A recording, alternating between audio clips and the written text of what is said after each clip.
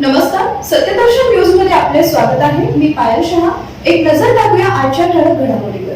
उकाड्यानंतर आज महाराष्ट्रात पुन्हा थंडीनं जोर धरला.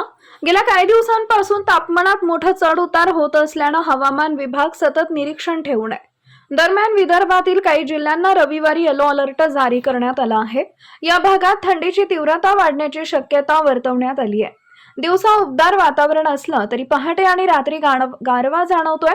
मुंबईत किमान तापमान 19 अंश सेल्सिअसच्या आसपास तर कमाल तापमान 30 ते 31 अंश सेल्सिअस दरम्यान राहील असा अंदाज आहे.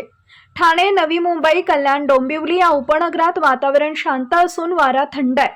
गेल्या 2 दिवसात ढगाळ वातावरणाची चिन्ह दिसली होती, मात्र आज आणि पुढील 1 ते 2 दिवस पावसाचा हा प्रश्न नाहीये. हवामान पूर्णपणे कोरडे आणि स्वच्छ राहण्याची शक्यता असून सकाळी बाहेर पडल्यानंतर थंडीचा नक्कीच परिणाम जाणवेल. पुण्यासह पश्चिम महाराष्ट्रातही हवामानात मोठा बदल दिसतोय. पुण्यात मागील काही दिवसात तापमानात चढउतार दिसून आले असले तरी आज हवामान स्थिर राहील. सकाळचे तापमान 15 ते 17 अंश सेल्सिअस पर्यंत खाली जाऊन दिवसा 30 अंश सेल्सिअस पर्यंत वाढण्याचा अंदाज आहे. बारामती आणि आसपासच्या भागातही हवा कोरडी आणि रात्री गार राहील.